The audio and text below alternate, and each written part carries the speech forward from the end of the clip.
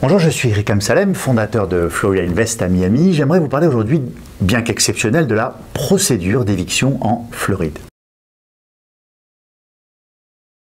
Le loyer est généralement dû le premier jour du mois, sauf si une autre date est mentionnée sur le bail évidemment. Si le loyer n'a pas été réglé en général dans les 5 jours, le propriétaire peut mettre en place une procédure particulière qui pourra mener jusqu'à l'expulsion pure et simple du locataire. Avant de dépenser votre énergie dans une procédure d'expulsion, je vous conseille vivement de régler le problème à l'amiable. De façon générale, le locataire paiera le loyer ou quittera les lieux. Mais si cette tentative s'avère infructueuse, n'attendez pas plus de temps et commencez la procédure légale d'éviction. La première étape consiste à envoyer une notice écrite au locataire, lui donnant un délai de 3 jours pour le paiement immédiat du loyer. The 3 days notice. Cette notice est généralement rédigée par un avocat, mais peut aussi être envoyée par votre agent immobilier. Le locataire aura alors 3 jours pour payer son retard. Les 3 jours commencent à la date où la notice est donnée au locataire. Les week-ends, les jours fériés ne sont pas inclus dans ces 3 jours. Le propriétaire a plusieurs moyens pour faire parvenir la 3 days notice. Il peut personnellement la donner à son locataire ou par le biais de son représentant sur le lieu d'habitation. Il pourra aussi, pour impressionner son locataire, l'afficher sur la porte de l'appartement. C'est très courant aux États-Unis. Mais pour que celle-ci soit acceptable par la cour, elle doit aussi être envoyé en recommandé avec accusé de réception, certified mail with return receipt. Quelles sont les options du locataire lorsqu'il reçoit une 3 days notice? Si votre locataire paye la totalité des sommes dues durant la période de 3 jours, le propriétaire ne pourra pas procéder à son expulsion. Dans le cas où le locataire ne paye pas le loyer mais quitte l'appartement dans les 3 jours, le propriétaire pourra utiliser cette caution pour rembourser son loyer impayé. Si la caution ne couvre pas les loyers dus et les pénalités de retard ou tout solde dû, le propriétaire peut intenter une action en justice pour récupérer le montant dû par le locataire.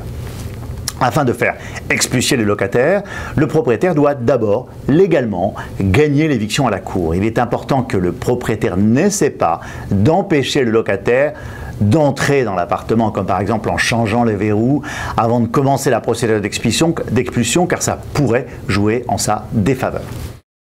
Comment engager une procédure d'éviction ? Votre avocat déposera un dossier de plainte au greffier du county de la propriété. Le dossier de plainte contiendra la plainte notariée, 5 copies du bail, la notice au locataire, ainsi qu'autant d'enveloppes pré-timbrées que d'occupants. Il sera remis au propriétaire une assignation avec la copie du dossier d'expulsion. Cette assignation et le dossier d'expulsion sera remis au locataire par le shérif du county. Le locataire aura alors 5 jours pour répondre à l'assignation d'expulsion. Si le locataire paie le loyer, le propriétaire devra contacter la cour pour organiser une audition. Dans le cas contraire, une motion sera déposée auprès du greffier pour obtenir un jugement par défaut si le locataire ne répond pas à l'assignation. Une fois l'éviction accordée, le propriétaire recevra une ordonnance qui lui donnera légalement son droit d'expulsion. Le propriétaire sera en mesure de prendre rendez-vous avec le shérif sur place qui se chargera de sortir le locataire sous 24 heures. L'ensemble de cette procédure ne devrait pas dépasser 3 à 4 semaines. Il est à noter que cette procédure est un cas extrême que je n'ai eu personnellement à mettre en place qu'une fois en 10 années, car de façon générale, le locataire ne souhaitera pas salir sa réputation dans les enregistrements publics, ce qui lui interdirait de louer de nouveau durant de nombreuses années. N'hésitez pas à vous abonner à notre chaîne YouTube. Nous répondons aux questions les plus posées sur Twitter ou par email directement à questions@floridainvest.com. À très bientôt en vous souhaitant les meilleurs revenus et investissements locatifs en Floride.